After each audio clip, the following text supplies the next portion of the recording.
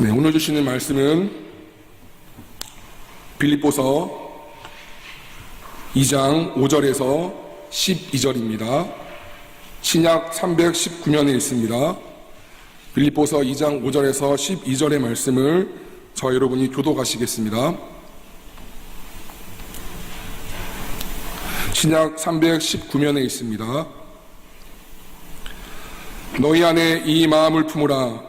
곧 그리스도 예수의 마음이니 그는 근본 하나님의 본체시나 하나님과 동등됨을 취할 것으로 여기지 아니하시고 오히려 자기를 비워 종의 형체를 가지사 사람들과 같이 되셨고 사람의 모양으로 나타나사 자기를 낮추시고 죽기까지 복종하셨으니 곧 십자가에 죽으심이라.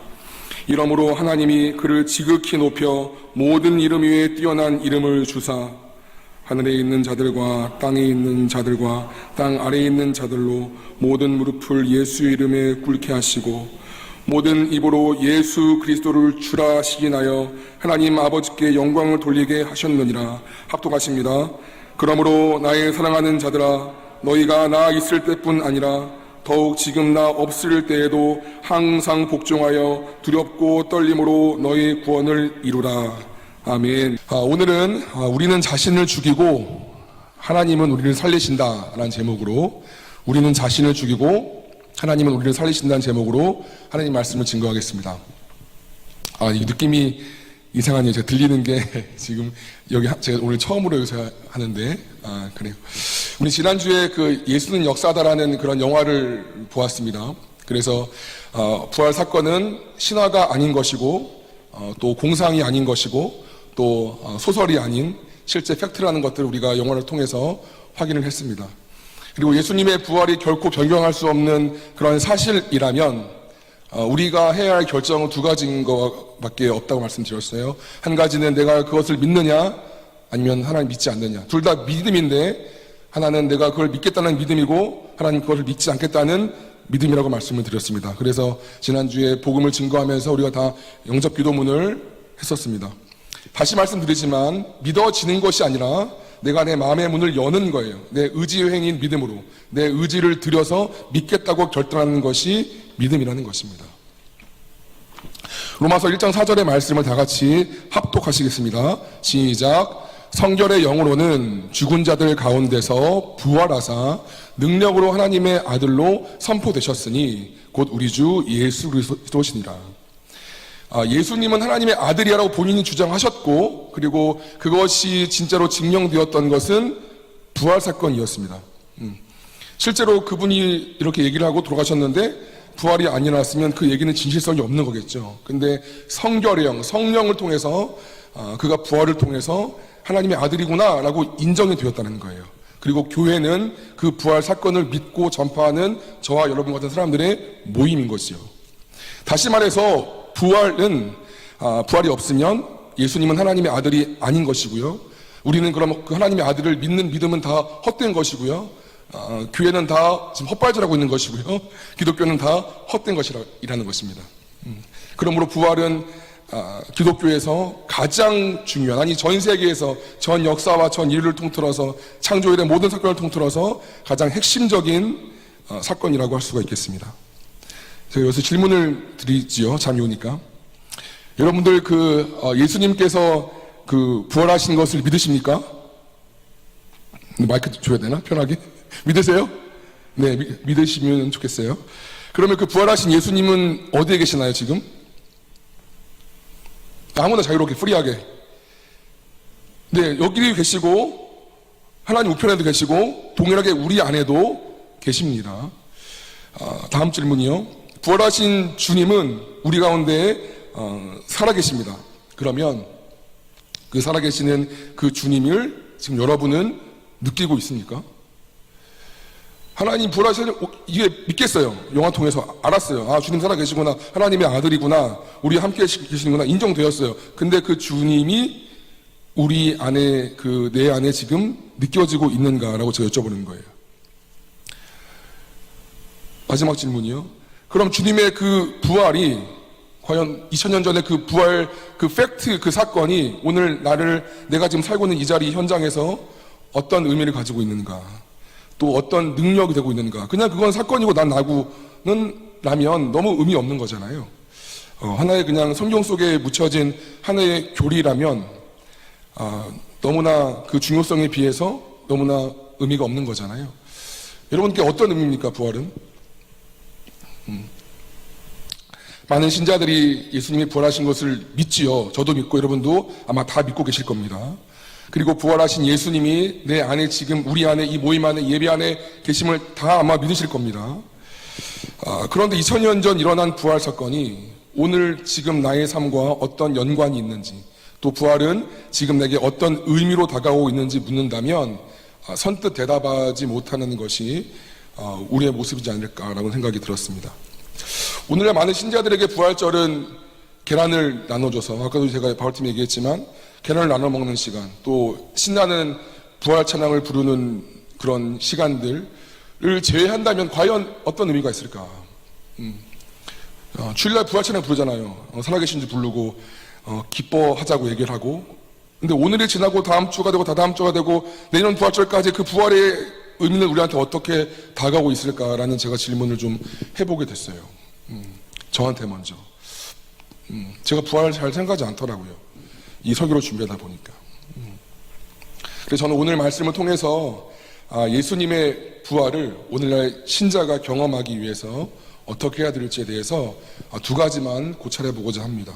첫째는 부활의 현재성에 집중을 해야 한다는 것입니다.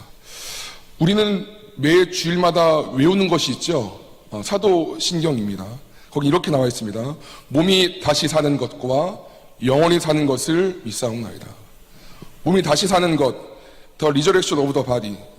리저렉션은 부활이죠. 그러니까 몸의 부활과 그 이후에 영원히 산다는 것을 믿는다고 사도들이 이단들에 대항해서 그걸 만드는 거예요. 그러다 보니 우리는 부활하면 자연스럽게 지금과는 상관이 없는 먼 궁극적인 먼 미래의 일로 자연스럽게 인식을 하게 됩니다. 지금은 아닌, 그러나 예수님의 재림 때가 되면 그때 일어날 어떤 먼 미래의 부활, 그것도 물론 틀린 말은 아니에요. 그 부활을 우리가 본다는 거예요.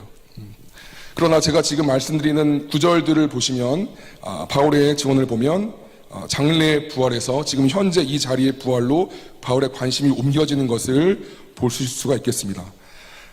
우리 좀 성경을 펴볼까요? 예, 고린도 전서입니다. 15장 51절에서 52절입니다. 고린도 전서 15장 51절에서 52절입니다. 예, 고린도 전서는 고린도 후서 앞에 있겠죠? 네.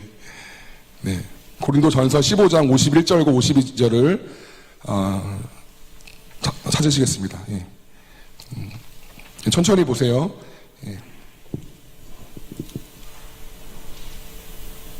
예, 다 찾으신 걸로 제가 뵈니까 같이 한번 읽겠습니다. 시작.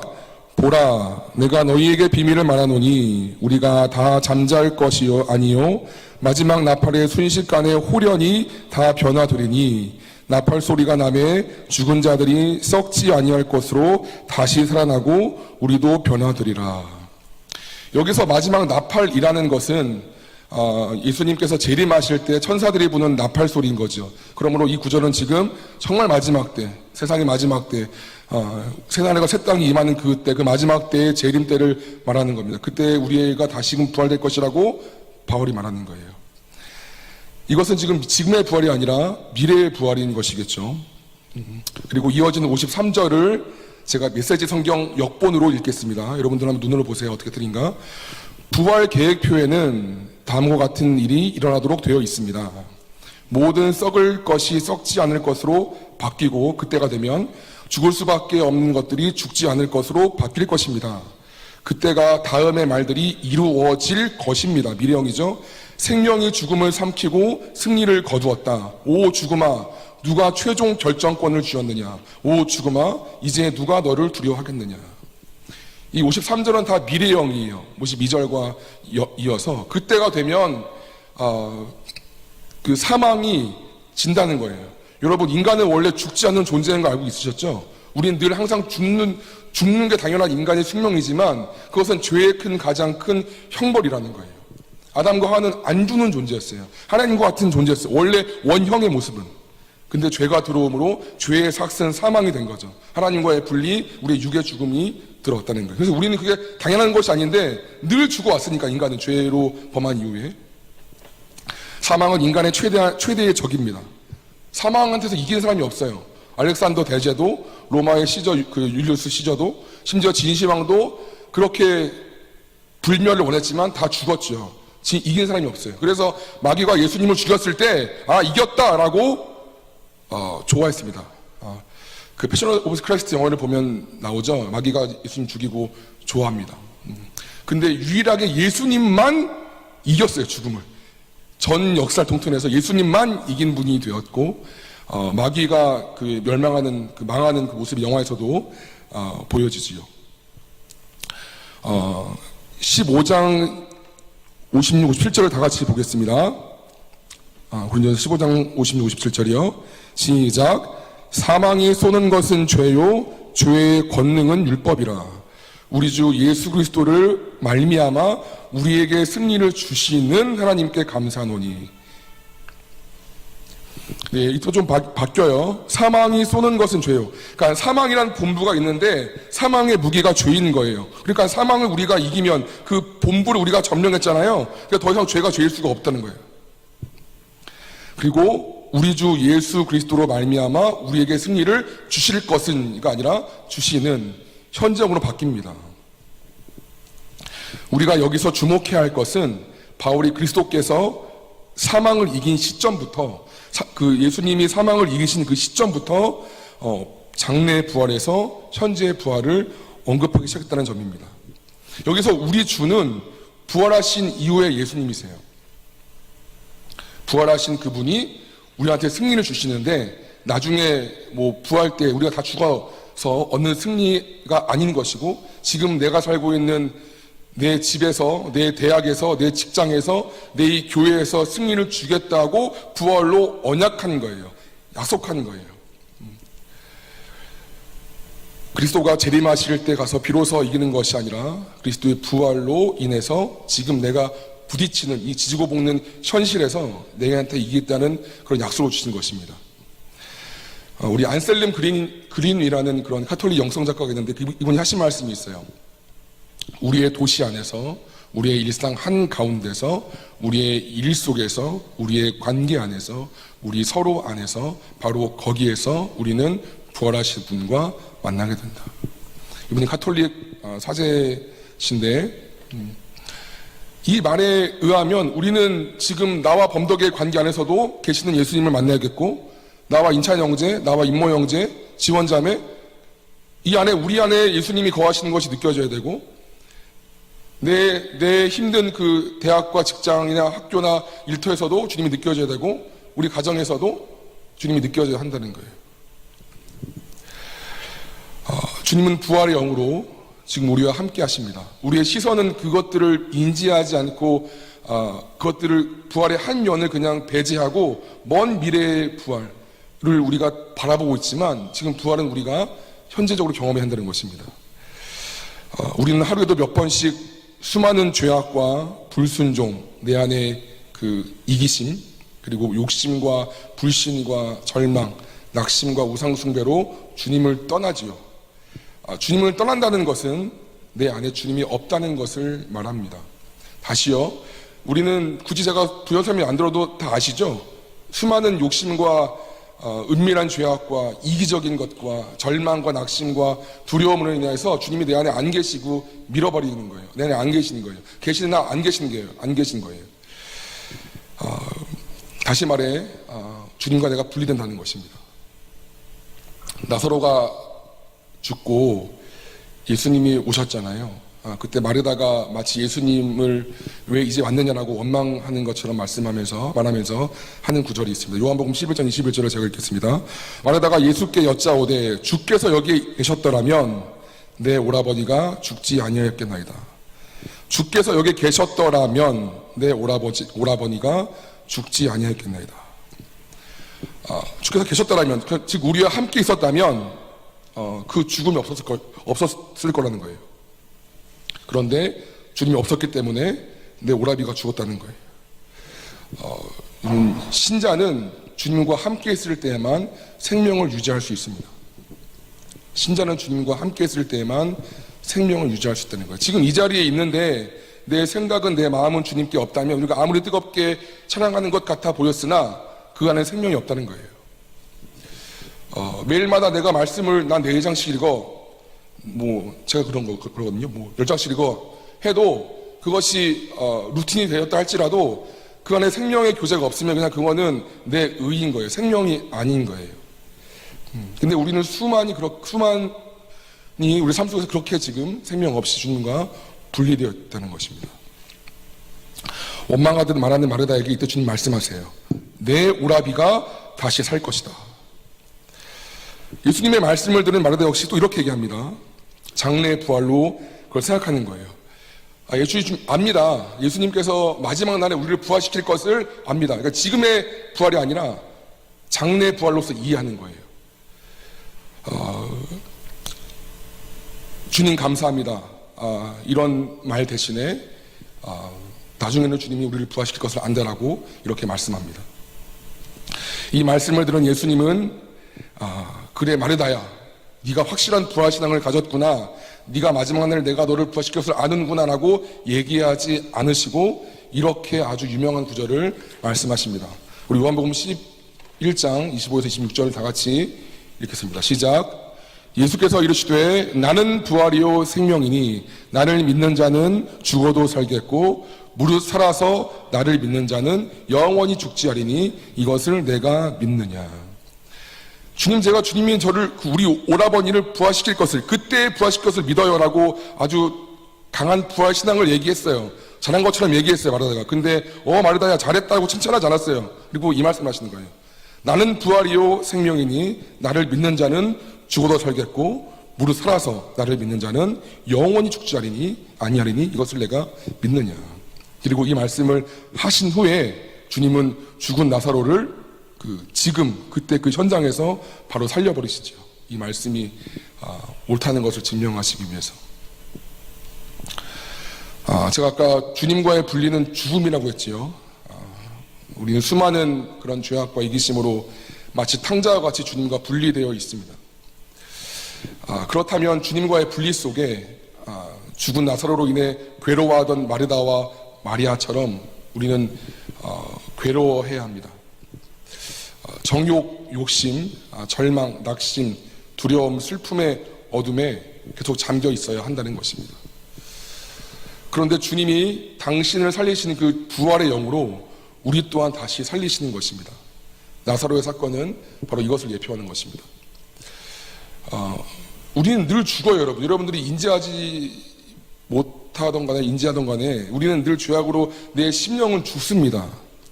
그런데 하나님께서 그 부활의 영으로 우리를 살리고 계시는 거예요. 이 예배가 그런 자리인 줄 믿습니다. 이 예배를 드리기 전에 어떠한 마음인지 모르겠어요, 여러분들이. 뭐에 근심하고 염려하고 하나님과 단절된 모습으로 있는지 모르겠어요. 근데 하나님이 예배를 통해서 우리 가운데 부활의 영으로 임하여 주시는 거예요. 그래서 다시금 그 주님과의 단절된 그것들을 극복해 내셔서 다시금 주님과 연결시켜주는 부활이, 그런 의미의 부활이 지금 있다는 것입니다. 마지막 날의 부활만, 물론 그걸 부활이 맞죠. 아멘입니다. 그것이 부활의 미래성이면 우리는 매일 매 순간 부활의 현재성을 경험해야 한다는 거예요.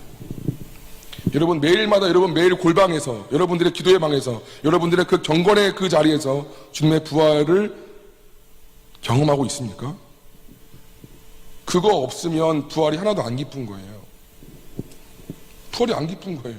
주일만 나와서 계란 먹고 부활 찬양하고, 물론 귀하지만, 그리고 1년 후에 또 무슨 연례사처럼 또 부활됐다 그러고, 이게 뭔 기쁨입니까? 내 안에 매일마다 경험되지 못하는 건데. 주님은 계속 우리한테 우리의 그 죄로 인한, 분리로 인한 그것들, 그 간격을 계속 메꿔주시는데, 우리가 그것들을 초청하고, 그 영을 초청하고 주님과 교제를 통해서 부활의 영으로 우리가 새로워져야 한다는 거예요. 그랬을 때 우리가 부활의 현재성에 집중해야 되고, 내가 매일매일 리프레시 되는 그것들이 경험되면서 주님이 살아계시구나, 주님 나를 일으키시는구나. 나에게 다시 에너지를 부어주시는구나. 그것들이 경험되면서 내가 그때마다 부활된다는 거예요. 네, 좀 말이 어려운 거예요, 여러분. 네, 저분이 무슨 말씀하시나 이런 눈으로 바라보고 있으셔서. 네. 두 번째 얘기하겠습니다. 그리고 그리스도의 죽으심에 참여해야 한다는 것입니다. 그 오늘 본문 6절과 10절을 다시 한번 읽겠습니다. 빌립보서 2장 6절과 10절을 다시 한번 읽어보겠습니다. 네, 319면입니다. 신약.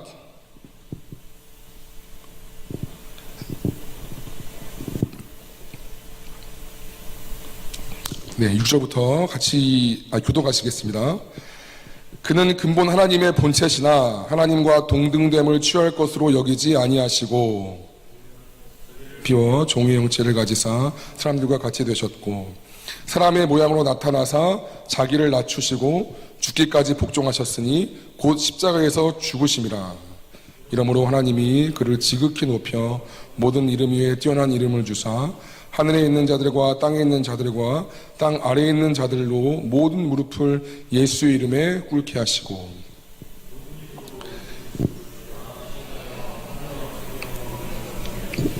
네네, 고맙습니다. 신자가 예수의 부활을 경험하기 위해서는 예수님처럼 나의 십자가를 지고 그 십자가 위에서 죽어야 합니다. 만약 지금 우리가 내 삶 속에서 경험되는 그 부활이 뭘까? 부활의 의미가 뭘까? 부활의 기쁨이 뭘까라고 하면 이걸 역으로 말하면 여러분들은 지금 여러분의 십자가를 지고 있지 않거나 그것들을 피하려고 한다는 것입니다. 십자가에서 죽어본 사람은 우리를 소생시키시는 예수님의, 우리를 새롭게 하시는 예수님의 그 부활이 뭔지 경험할 수 있어요. 예수님께서 하나님의 뜻에 순종하셔서 하나님이 인간이 되시는 그 겸손이라고 표현하기도 어려운 그 겸손을 행하시고 십자가 달려 죽기까지 복종하셨지요. 그 이후에 하나님이 그를 높여주시는 거예요. 예수님이 한 것은 낮아지시는 거예요. 근데 예수님 스스로 높아진 게 아니라 하나님이 그를 높여주시는 거예요. 우리가 할 일은 우리가 죽어지는 거예요. 그리고 우리가 새롭게 되는 건 하나님이 하실 거예요. 다시요. 내가 부활되어야지, 내가 높임 받아야지, 내가 높아져야지라고 하면 안 되는 거예요. 우리의 관심은 부활, 사실은 이건 역설인데요. 우리가 생명에 관심이 있지만 우리는 또한 죽음에 관심이 있어야 돼요. 예수님께서 본인의 순종하심으로 죽으시기 위해서 애썼잖아요. 끝까지. 마치 저울질주를 다하는 그 마라톤 그 선수처럼 십자가에서 다 이루었다 할 때까지 진을 다 뺐잖아요. 그건 예수님의 역할이었어요. 그 후에 그를 높여주시고 살리시는 것은 하나님이 하시는 거였어요. 그럼 우리도 우리의 관심은 내가 어떻게 살까, 내가 어떻게 부활될까, 내가 어떻게 새로운 존재가 될까도 맞겠지만 어떻게 하면 하나님 뜻에 따라서 잘 죽을 수 있을까가 더 집중해야 한다는 거예요. 기독교는 사람들을 그리스도의 그 생명으로 인도하지요. 그리고 부활은 죽는 순간부터 시작이 됩니다. 하지만 죽지 않으려는 욕심, 살기 위해 죽음을 거부하는 욕심은 나를 결코 부활에 이르지 못하게 합니다. 우리 말씀을 보시겠습니다. 로마서 6장 3절과 4절의 말씀을 우리 PPT로 나왔는데요. 같이 한번 읽겠습니다. 시작. 무릇 그리스도 예수와 합하여 세례를 받은 우리는 그의 죽으심과 합하여 세례를 받은 줄을 알지 못하느냐. 그러므로 우리가 그의 죽으심과 합하여 세례를 받음으로 그와 함께 장사되었나니 는 아버지의 영광으로 말미암아 그리스도를 죽은 자 가운데서 살리심과 같이 우리로 또한 새 생명 가운데서 행하게 하려 함이라. 우리 어제 태원자매가 입교식을 했어요. 아이고, 우리 태원자매 입교 한번 박수 한번 칠까요? 네. 네. 갑자기 축하네요. 네. 네, 선물 줘야 되는, 선물도 안 갖고 왔네요. 네.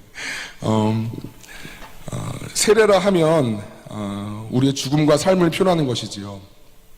여러분 생각해 보세요. 세례가 침례죠. 내가 물에, 우리 영화에서 봤던 것처럼 물에 풍덩 잠금화되는 게 내 옛 자아가 죽어지는 거고, 다시 이렇게 세워둔 게 주님과의 새로운 생명을 예표하는 거지요. 근데 내가 주님과의 그 죽으심을 두려워한다면, 다시 말해서 물에 들어가는 것을, 잠기는 것을 두려워한다면 어찌 다시 나올 수가 있겠습니까? 다시 나온다는 것은, 내가 새로운 생명을 덧입는다는 것은 내 옛 자아가 죽는다는 것을 전제로 하는 것인데, 그것들이 되었지 않으면 어떻게 그 부활의 영광을 맛볼 수가 있겠습니까? 여러분, 죽는 것이 뭐예요? 한이자매, 죽는 것이 뭐야? 죽는 거 하면 뭐 생각나요?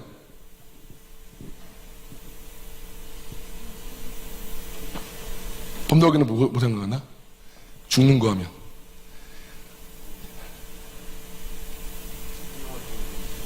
생명활동 멈추는 거. 성현 형제는?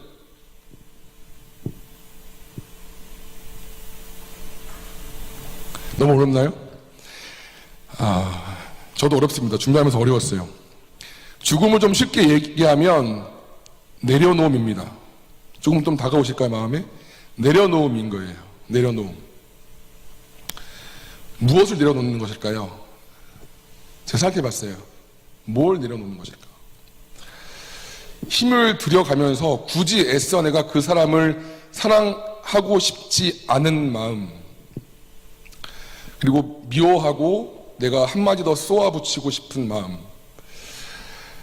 그것들을 내려놓는 것이고, 나의 주장과 내 자존심과 내가 반박하고 싶은, 나를 증명하고 싶어 하는 그 마음, 하나님의 말씀과 명령을 따라 내 이기적인 마음과 내가 옳다고 생각하는 신념과 경험도, 또 내가 상처받기 싫어서 나를 그토록 싸매고 있는 그릇된 방어 기제까지 하나님의 말씀과 명령이 아니라면 내려놓을 수 있는 것, 이것이 물론 또 많은 예가 있겠지만 죽음이지 않을까. 내가 높임받고 싶어하고, 내가 박수받고 싶어하고, 하나님보다 더 앞서고 싶어하고, 내가 더 나를 드러내고 싶어하는, 내 자아가 나타내고 싶어하는 것들이, 그것들을 다 내려놓는 것. 하나님은 사랑하라 말씀하시는데 그 사랑을 하고 싶지 않은 것, 그냥 나만 편하고 싶은, 나 홀로 산다. 좀 별로 좋아하지 않는데, 나 홀로 산다, 나 홀로 살고 싶은 그런 마음 이지 않을까. 그 모든 것들을 다 내려놓는 것이 아닐까요? 나를 증명하기 위해 추구했던 업적과 성공, 또 행복이란 미명 아래 예수님의 뜻과는 다르게 걸었던 그 모든 것을 내려놓고 포기하는 것이 제가 여기서 말씀드리는 죽음의 의미입니다. 그리고 난 다음에 예수님 십자가에 달려 돌아가시기 전에 아버지, 내 영혼을 당신께 부탁하나이다. 예수님만큼 내려놓은 사람이 없죠. 다시 말해서 예수님만큼 죽은 사람이 없죠. 그리고 나서 내 영혼을 아버지께 부탁하나이다. 그게 거의 마지막 말씀이셨어요. 우리도 그렇게 다 내려놓은 다음에 하나님께 우리의 영혼을 부탁해야 한다는 것입니다. 아무것도 할 수 없는 상태에서. 오늘 이거 좀 어려울 수도 있겠네요. 네. 좋은 제고자는 설교를 쉽게 한다는데 제가 아직은 조금 가야 할 게 먼 것 같습니다.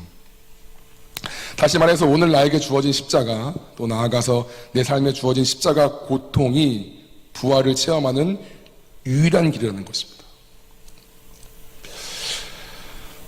이 십자가를 비껴가면서 부활을 체험할 수 있는 방법은 없어요. 십자가를 비껴가고 십자가가 좀 안 지고 대충 지고 아니면 멀리 해버리고 내가 주님의 부활에 동참해야 하는 건 없어요. 그러므로 여러분의 십자가가 무엇이든지 그것을 인내함으로 짊어지고 걸어가셔야 합니다. 그렇지 않으면 평소에는 주님을 잘 따르는 것 같아 보이지만 결정적일 때, 위기의 순간에 제자들처럼 주님을 배신할 수 있다는 거예요. 그 대표적인 예가 베드로이죠. 예수님이 베드로에게 물으셨어요. 돌아가시기 몇 시간 전에. 사람들이 나를 누구라고 하냐? 예수님 말씀하세요. 하나님의 아들 그리스도입니다 라고 아주 정답처럼 잘 얘기했어요. 하지만 그것은 예수님의 한 면만 본 것이죠. 예수님의 영광의 모습만을 봤다는 거예요. 그런 베드로였기에 십자가를 지고자 했던 그 스승의 마음을 이해할 수 없었고, 고난을 받으려 했던 그 모습을 이해할 수 없었고, 십자가에 달릴 때는 정작 베드로 자신이 주님을 부인하고 도망갔던 것이죠. 베드로에게 보면 예수님은 하나님의 아들이셨고 그리스도였어요. 그것만 봤어요. 그 영광만 봤어요.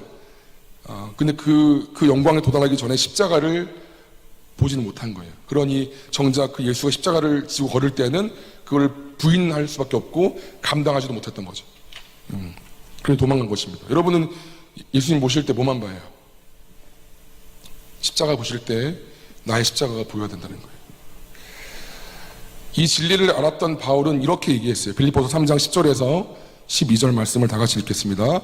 시작. 내가 그리스도와 그 부활의 권능과 그 고난의 참여함을 알고자 하여 그의 죽으심을 본받아 어떻게 해서든지 죽은 자 가운데서 부활에 이르려 하노니 내가 이미 얻었다 함도 아니요 온전히 이루었다 함도 아니라 오직 내가 그리스도 예수께 잡힌 바 된 그것을 잡으려고 달려가노라.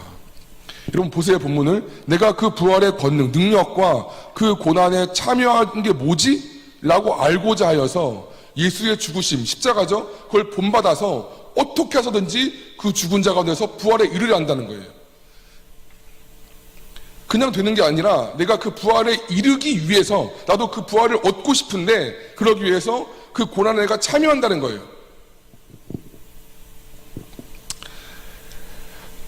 그토록 많은 선교 사역과 유럽의 문명의 발걸음을 띄었던 바울이라 할지라도 이것들을 이루기 위하여서 예수님께 잡힌 바 된 그것을 위해서 달려간다라고 고백하는 것입니다.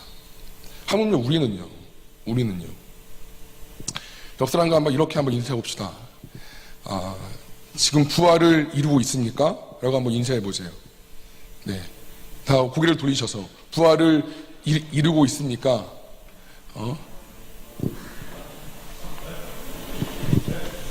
한 번 더 해볼게요. 어색하지만 제가 무슨 강연자가 된 것 같군요. 예, 주님 말씀 따라 살고 있습니까?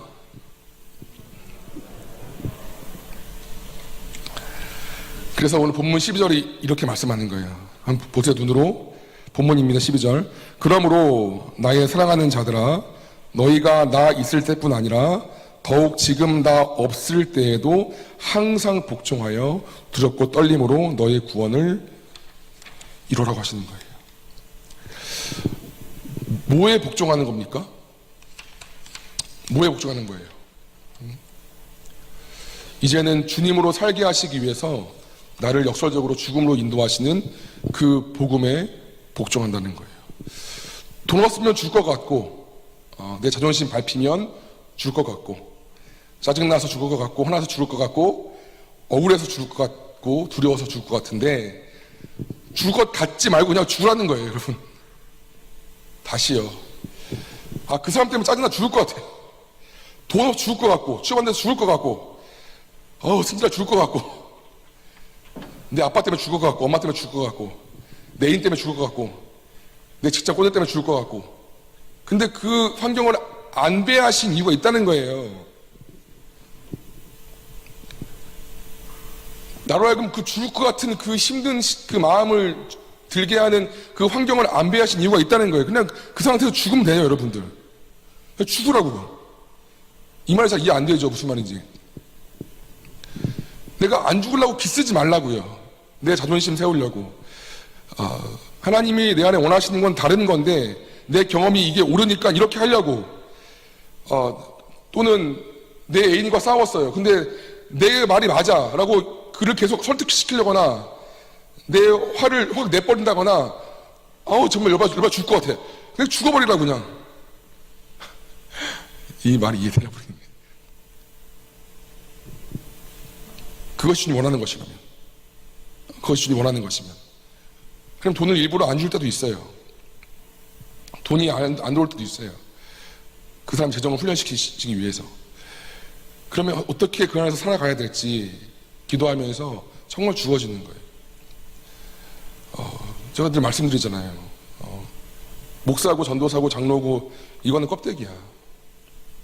내가 찬양팀이고 내가 리더고 내가 뭐고 이거는 다 기능적인 거라고요. 예를 들어서. 근데 이것 때문에 내가 높아지고 내가 뭔가 된 것 같고 하나님 앞에 건방을 떨면 안 된다는 거예요. 그냥 불러주시는 거예요. 네. 이거 좀 어떻게 쉽게 설명할 수 있을까요, 여러분? 네. 이렇게 내가 내 인격에 피를 흘린 자만이, 속상하죠. 마음이 아프죠. 저는 그걸 인격의 피라고 얘기하거든요. 내 인격의 인격의 십자가에 못 박힌 자만이 부활을, 내 마음을 새롭게 하시고 나의 인격을 넓히시고 나를 소성시키신 그 생명을 경험한다는 거예요. 승진아, 화를 내버리면 경험 안 돼. 하나님이 인내를 하셨으니까. 하나님이 그 화를 내가 하나님 앞에 가져오기를 원하시니까. 돈이 없어도 하나님을 의지하고 바라보기를 원하시니까. 그 나를 십자가를 지게 하시는 내 아버지가 미워 죽겠는데 그 아버지를 용서하래. 근데 억지로도 용서한다고 고백하는 그 십자가를 질 때 용서가 되어지고 그 부활의 그 느낌이, 그 생명이 들어온다는 거예요. 용서를 하는데 용서 안 해. 저 진짜 안 봐. 내 가족도 안 보고 내 친구도 다 안 봐. 그럼 그냥 그 사람은 거기 있는 거야, 그냥. 부활도 뭐가 없는 거예요. 부활절 와서 뭐 부활절이나 불러도 그 사람 부활이 없는 거예요. 아무 소용 없는 거예요.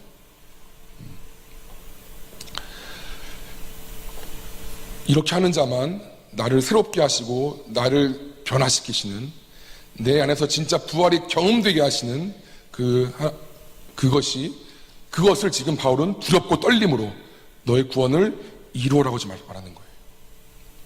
쉽지 않죠. 바울조차도 두렵대요. 떨린대요. 너의 구원을 성취라고 지금 말하는 거예요. 그래서 구원이 된다, 너 믿으면 구원이다, 그것이 아닌 거고, 이렇게 다 인격에 피를 흘리고 고난에 참여했을 때 그 부활의 능력이 내게 하나님 주어진다는 거예요. 죽는 거는 우리 몫이고 살리는 건 주님 몫이라는 거예요.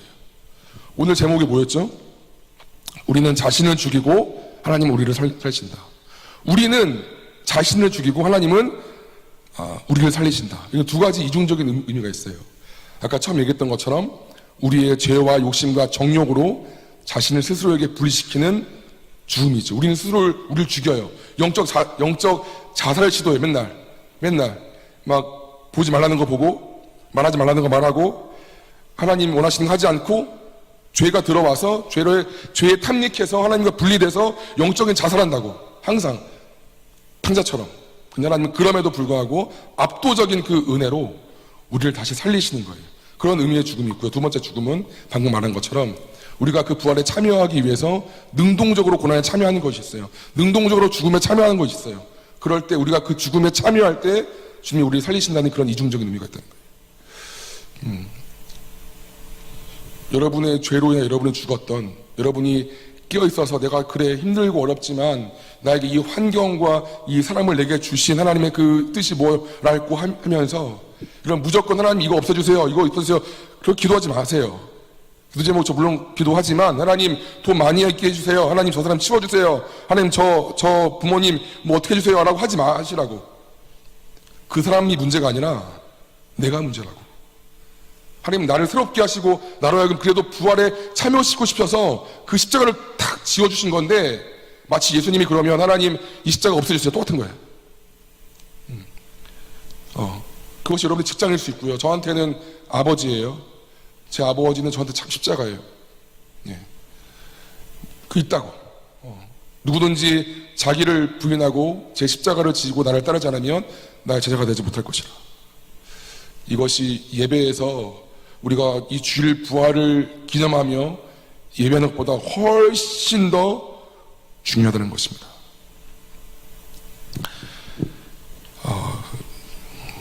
이 말씀을 정리하겠습니다. 여러분, 부활은 내가 매일마다 고백할 거예요. 제가 아까 우리 임원단들과 큐티했는데요. 저도 결심했어요. 아침에 눈 뜨자마자 부활해 주님 감사합니다 라고 기도하기로 했어요. 1년에 한 번 연례 행사가 아닌 거라고. 부활의 현재성, 늘 하나님 우리 가운데 그 고난과 힘듦과 찌듦과 삶의 치열한 전쟁토톡에서 늘 우리를 부활시키신다고, 우리의 심령을. 그 주님을 초청하세요. 오셔드리세요. 죽은 이를 살리신 이의 영, 성령께서 다시금 그 능력을 내 안에 부어주도록 기도하시라고. 그리고 더욱더 능동적 죽음에 참여하세요. 여러분들이 지어진 그 십자가를 괴롭고 어렵지만 그 모습 그대로 주님께 나와서 몸부림치라고. 예수님이 겟세마네 동산에서 땀 핏방울처럼 그렇게 몸부림쳤던 것처럼. 그럴 때 우리가 십자가를 지게 되면 우리를 살리시는 건 주님이시고 우리의 심령이, 우리의 영혼이 그 부활의 영광을 맛본다는 거예요. 이거 두 가지를 꼭 사실 저한테 하는 말이에요, 여러분들. 고민됐거든요. 어떻게 하면 부활이 나한테 들어올 수 있을까? 너무나 이 말씀 힘들어서 준비할 때 나는 부활이 안 기뻤거든. 여러분 부활 기뻐요? 지금 주님 부활하시는 기뻐요? 빠른 찬양 할 때 말고 나는 별로 감흥이 없었어요. 심지어 말씀을 준비하면서 부부싸움도 했어. 부부싸움만 내가 말씀을 준비해야 되는데 부활이 기쁘다는 거야. 그럼 내가 이 아내와 치열하게 싸우는 이 전쟁 속에서 어떻게 부활이 나한테 감격이 될 수가 있지? 그래야 나한테 맞는 거잖아요. 우리한테 맞는 거잖아요.